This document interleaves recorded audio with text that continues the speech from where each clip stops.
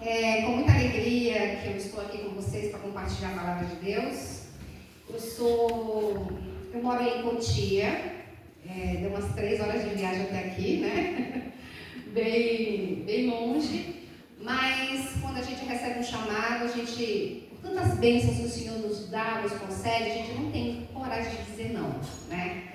Eu trabalhei com a Eliana em 2014, mais ou menos, e atualmente eu trabalho em Cotia. No centro de treinamento tem uma unidade do Colégio Adventista da Granja Viana. E eu agradeço a Deus a oportunidade, agradeço aos irmãos a receptividade, tá? E vamos compartilhar. Eu tenho 30 minutos, irmã? 30 minutos? São 11, 15. Vou ficar atenta, tá? Para não passar do horário. Então, nós vamos abrir a palavra de Deus, como a gente pede sempre a oração, o pedido do Espírito Santo, tá bom? Oremos. Pai querido, estamos agora abrindo a tua palavra, Senhor. Que possamos ouvir a tua voz, que possamos sentir a tua paz, o teu Santo Espírito mostrando ao nosso coração aquilo que devemos fazer, porque tudo que está aqui é para que nós possamos viver de acordo com a tua vontade. Por Jesus te agradecemos. Amém. Amém. Bom, quando eu recebi o convite da Eli, eu pedi a Deus assim: Senhor, eu quero um título, um assunto, né? Então, a primeira coisa que Deus respondeu no meu coração, o tema era perdão. É um tema difícil. E aí, eu buscando na Bíblia, temos várias histórias sobre perdão, né? Tem José que perdoou os irmãos, uma série de personagens que eles atuaram com esse sentimento. E aí, como eu sou professora, eu estava na escola, passando a lição para as crianças, e aí o Senhor falou muito forte no meu coração: fala da menina cativa. Eu falei, mas a menina cativa é uma história normalmente contada pelas crianças, né? E aí eu tive a curiosidade, eu fui lá ler o texto que está em 2 Reis. Puderem abrir a Bíblia, que a gente está acompanhando. Quando a gente abre a palavra, você lê, ela fixa no seu cérebro. Capítulo 5, o versículo 2. Vou ler desde o 1, tá? Capítulo 5, versículo 1. 2 Reis, capítulo 5, versículo 1. Acharam?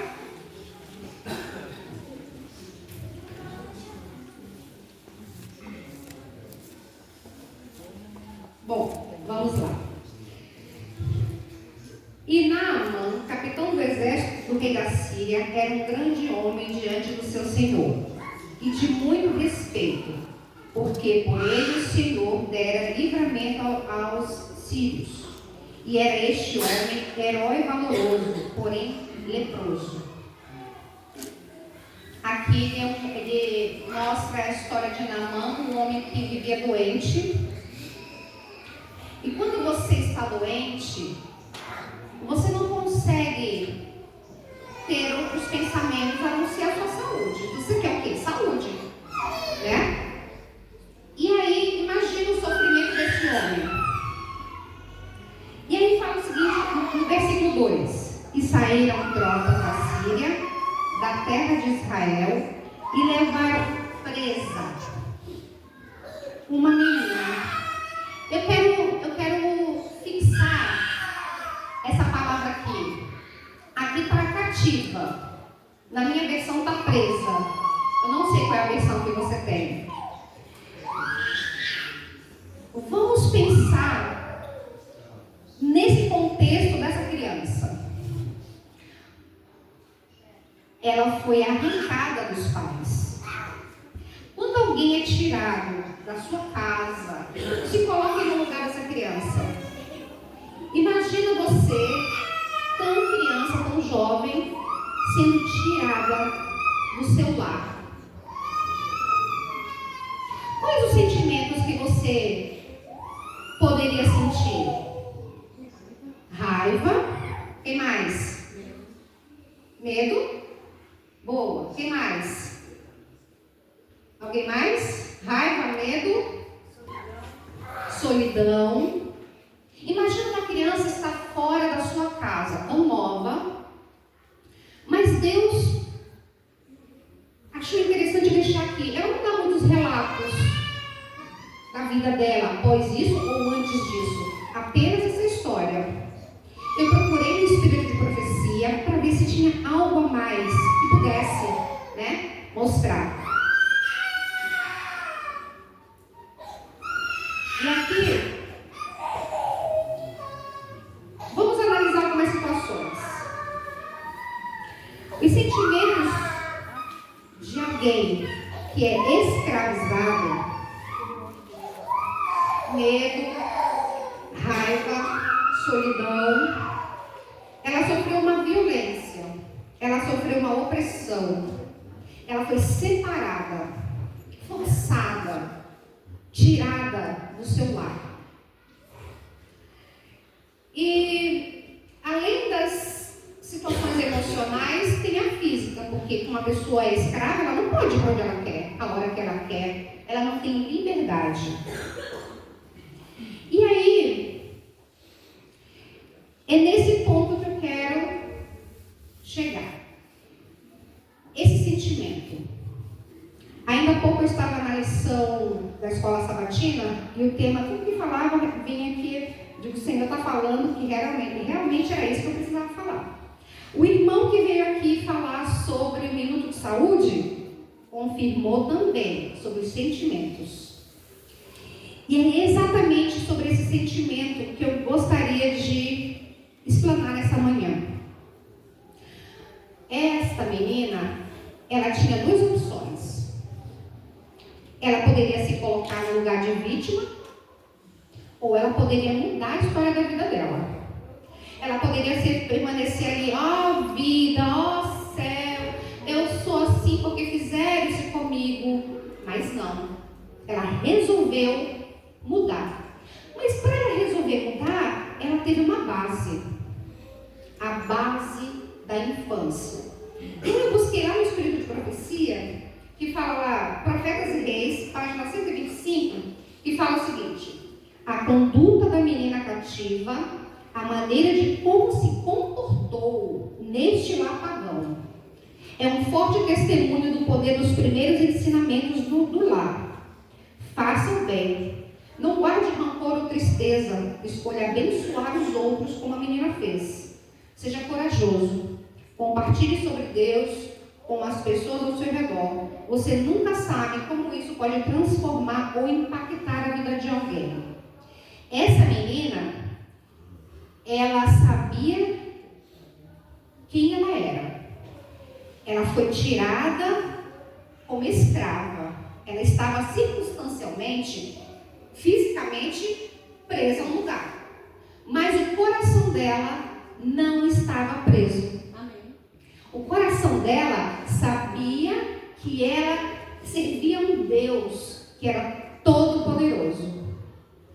E aí, quando ela veio, a história fala o seguinte: e disse esta a sua senhora. Agora vamos imaginar o contexto. Uma criança serva, ela vê os patrões dela, né, os senhores dela lá, vê a angústia da senhora, aflita porque o marido estava doente. E aí, ela vê a aflição da mulher, e aquilo comove o seu coração. Mas se ela tivesse um coração cheio de raiva, cheio de medo, cheio de sofrimento, será que ela teria tido a percepção? Poxa, a minha senhora está sofrendo. Ela podia dizer assim: eu sou a vítima, eu sou escravizada. Olha o que eles fizeram comigo. Me arrancaram da minha família. Eu não posso. Eles que se resolvam. Ela fez isso? Não. Porque ela tinha um Deus no coração dela. Ela não importava onde ela estava. Ela estava representando alguém. E quem que você representa na sua pior circunstância? Quem que você representa?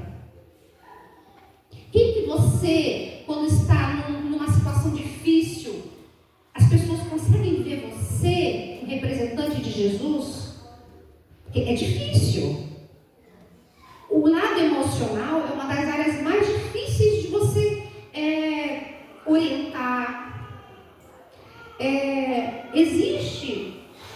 Existem pessoas que se fecham. Ai, fizeram isso comigo, eu vou ser assim, eu vou agir dessa forma porque me maltrataram na minha infância. E eu vou ser um adulto com consequências na infância.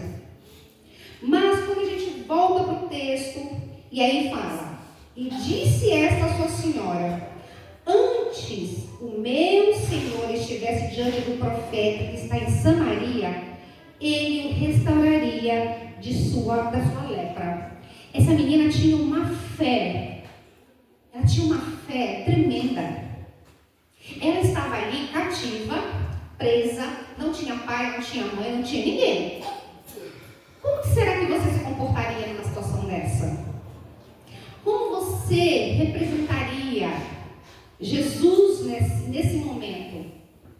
Hoje, graças a Deus, não tem ninguém nessa situação fisicamente, mas infelizmente há pessoas presas psicologicamente. Às vezes, a gente sabe que nesse mundo de pecado, as famílias, o correto era para si. O pai e a mãe firmes, educar os filhos firmes para ser seguros na vida e seguir o ciclo, né? Enfim.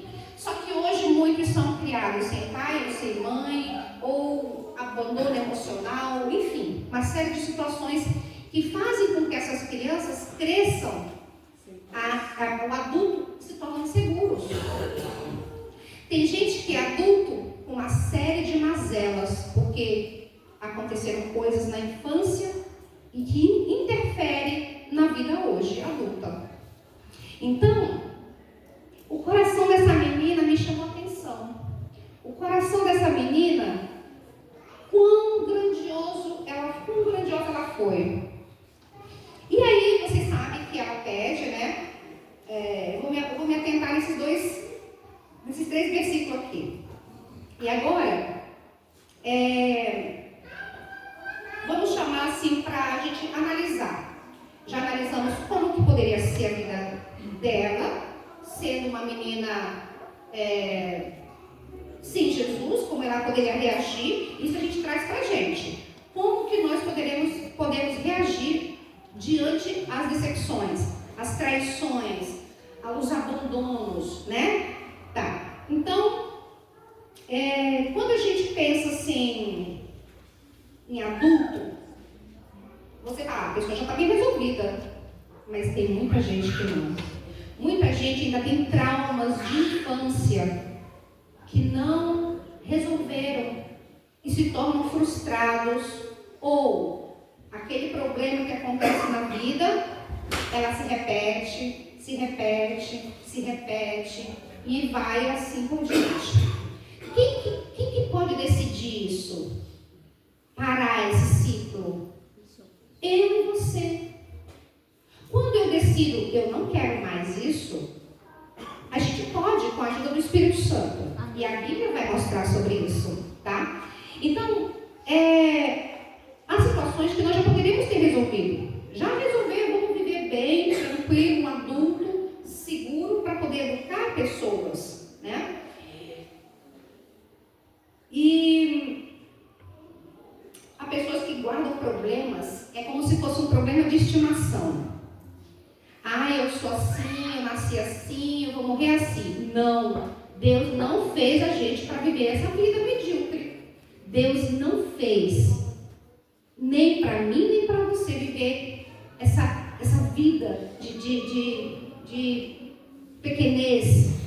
Então, olha como Deus fala sobre o coração. Lá em 1 Samuel 16, versículo 7, o Senhor não vê como um homem. O homem vê a aparência, mas o Senhor vê o coração. Salmo 51, 10. Cria em mim, ó Deus, um coração puro, renova em mim um espírito reto. Ezequiel 36, 26. Darei a vocês um coração novo e porei um espírito novo em vocês. Tirarei de vocês um coração de pedra e em troca darei um coração de carne. Existem várias passagens, mas eu vou ler apenas um, que fala assim, sobre tudo, em Provérbios 4, 23, sobre tudo que se deve guardar, guarda o teu coração, porque dele procedem as saídas da alma, a saída da vida, da alma. Existe hoje uma pesquisa, como sempre, a ciência está atrasada, e a Bíblia fala sobre o coração. Só que essa pesquisa ela é bem recente e descobriram que o coração não é apenas só um músculo que vai bombear sangue para o corpo inteiro. Além disso, ele tem uma função. Ele possui uma rede neural complexa, conhecida como pequeno cérebro do coração, composto aproximadamente por 40 mil neurônios sensoriais e interneurais especializados.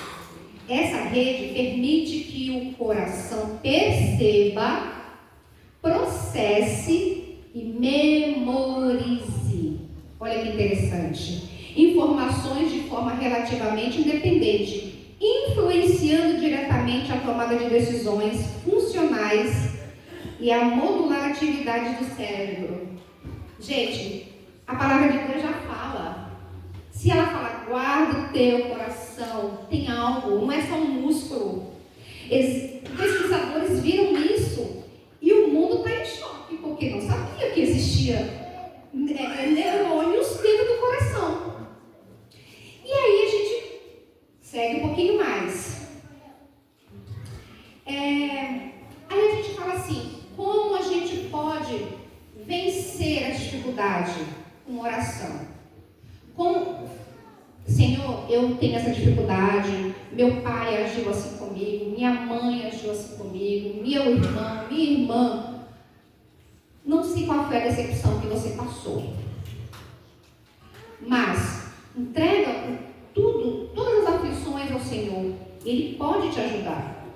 O coração dessa menina, se tivesse sido rancoroso, será que ela teria falado do profeta que existia em Israel?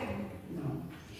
E outra coisa, a vida dela foi uma luz naquele lugar. Amém. A vida daquela criança alcançou Naamã e a esposa. Como que vai ser a minha vida perante um problema no meu trabalho, na minha casa? Eu vou representar o quê? Porque quando a gente tem essas dificuldades, nós representamos alguém. Um desequilíbrio emocional, falta algo. E o Senhor fala muito na sua palavra. Ele está aqui para te dar vida e vida em abundância. Não é com coisas mesquinhas, não é com coisa pouca. Não, peça. Salomão pediu sabedoria e o Senhor atendeu o coração dele, a oração dele. E aí, como vencer? Como vencer? Lá em Apocalipse 5, 6, capítulo 5, versículo 6, Apocalipse 5, vai falar de algo que eu não tinha me atentado. Ele fala assim, Apocalipse 5, versículo 6. E olhei, e eis que estava no meio do trono, e dos 4 animais viventes, entre os anciãos e um cordeiro, como havendo sido morto, e tinha 7 chifres e 7 olhos, que são os 7 Espíritos de Deus enviados a toda terra. A toda a terra é só um pouquinho ali? Nós estamos aqui na terra, foi enviado para nós, né? E aí eu falei, mas que 7 espíritos são esses que podem me ajudar?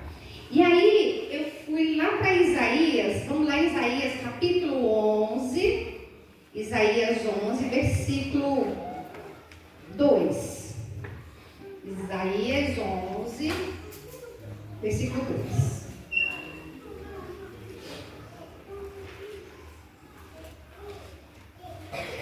Fala o seguinte: e repousará sobre ele o Espírito do Senhor.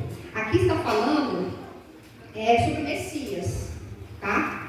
Vou ler para dar o contexto todo. Porque brotará um rebento do tronco de Jessé, e das suas raízes um renovo frutificará.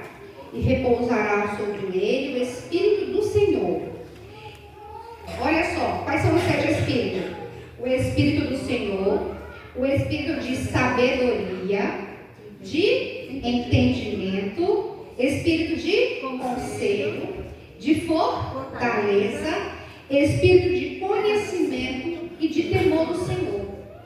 Gente, quando eu fui para isso aqui, eu falei assim: Senhor, o Senhor nos dá todas as saídas. Amém. Todas as saídas que a gente precisa como ser humano. O Senhor não quer que a gente viva preso ao passado, com situações. A gente pode muito bem viver livre com esse sentimento de perdão. Perdoe aquele que te fez algo, porque o perdão não é para o outro, é para você mesmo. Você não vai estar sendo alimentado com aquela descarga de adrenalina que o irmão falou aqui. Quando a gente sente raiva, os nossos órgãos internos, eles sofrem. O fígado, o pâncreas, tudo sofre com a descarga de adrenalina.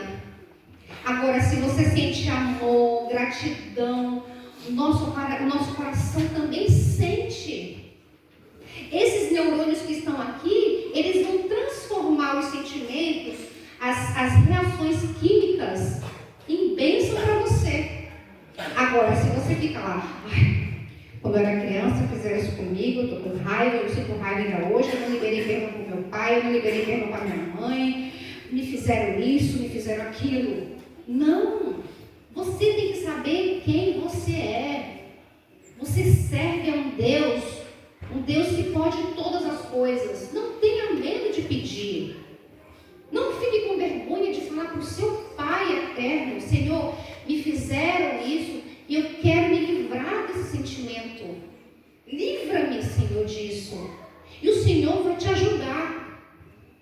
Eu falo isso por experiência própria. Olha como a situação é de geração em geração. A minha mãe foi dada pela avó, pela minha avó.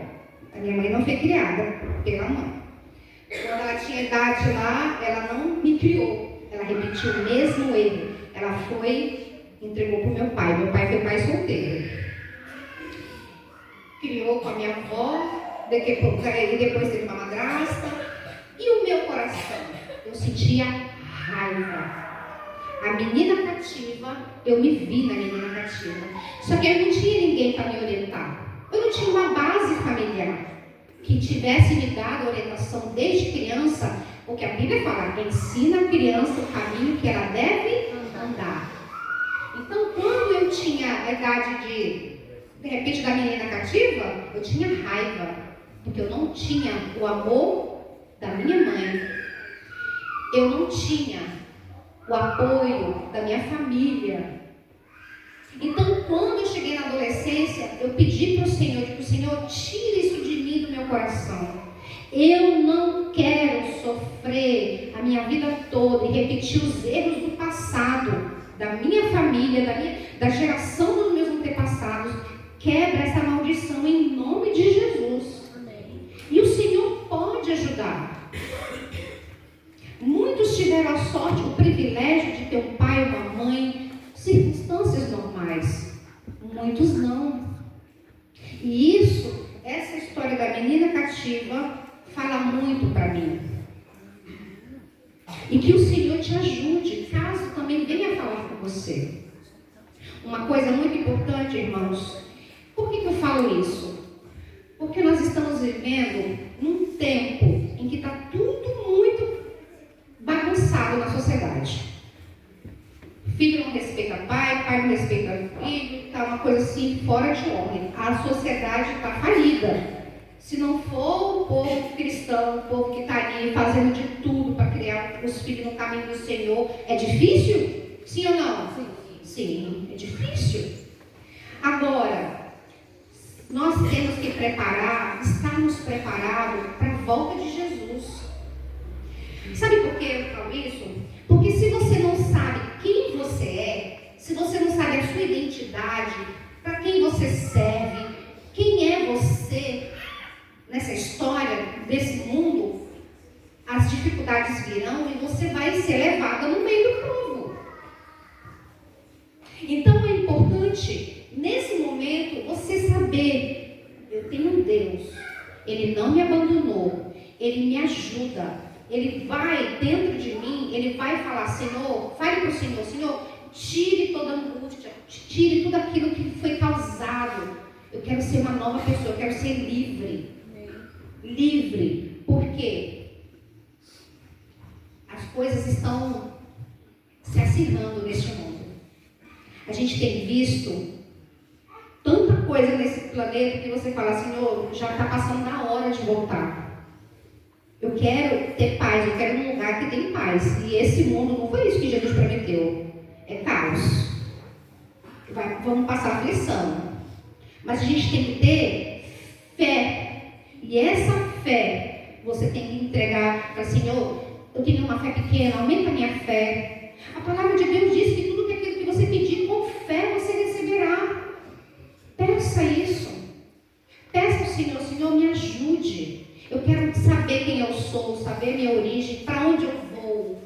A sua vida, o seu futuro é a eternidade. Amém. Mas na história desse mundo, quando Jesus vai ser coisa fácil daqui em diante? Não. Agora, se você não é firme, se você não tem convicção de quem você é, de quem você serve, as coisas que estão preparadas para o povo cristão não vão ser brincadeira. Então você precisa saber a quem você serve. O batismo do Espírito Santo precisa acontecer diariamente, buscar ao Senhor todos os dias. Porque quando seu irmão de igreja lhe dedurar, lhe trair, qual vai ser a reação do teu coração? Você vai ter raiva? Esse sentimento não pode acontecer em nosso coração. Esse sentimento precisa ser banido da nossa vida. Jesus estava lá na cruz. O que o Senhor pediu para o Pai? Perdoa, Senhor, eles não sabem o que fazem. Nós, como representante de Cristo, precisamos ter muito claro quem você é. A que Deus você serve. E para a gente finalizar, se o Senhor prometeu para a gente sabedoria, entendimento, conselho, fortaleza, conhecimento e temor do Senhor, é Ele que nos ajuda a vencer. Peça ao Senhor e Ele nos ajude a enxergar, que Ele nos ajude a enxergar a dificuldade para que possamos vencer no grande dia. Amém. Satanás, ele não quer que você vá para o céu. Satanás não quer que você, seu filho, sua filha, sua família vá para o céu. Quanto mais ele tirar, mais ele estará feliz, porque ele não vai poder voltar para o céu. E você tem essa chance. Não desperdice. A palavra de Deus diz em Oséias 4:6: o meu povo padece por falta de conhecimento. Seja consciente daquilo que fizeram com você e ressignifique. Ressignifique aquilo que fizeram com você. Se te deram bênção você vai levar. Se trouxeram maldição, transforme a maldição com a ajuda de Deus em bênção. Ele nos ajuda. Ele que faz isso. Então, irmãos, este mundo está no fim. Não deixe que Satanás venha tirar você da eternidade. Amém. O povo de Deus deverá ser o mais forte psicologicamente, espiritualmente e fisicamente. O que nós estamos fazendo para este grande dia? Que o Senhor nos abençoe, nos guarde e que proteja você. Se existe alguém que tem alguma dificuldade e não consegue lidar com seus traumas, procure alguém capacitado, um psicólogo cristão, um terapeuta cristão, para ajudá-lo. Há pessoas que vão para a Bíblia e conseguem vencer, mas tem pessoas que essas feridas deixam amarrados, travados. O Senhor não quer isso. O Senhor quer que a gente tenha vida e vida em abundância. Que o Senhor nos abençoe. Amém. Irmão, agora vamos ouvir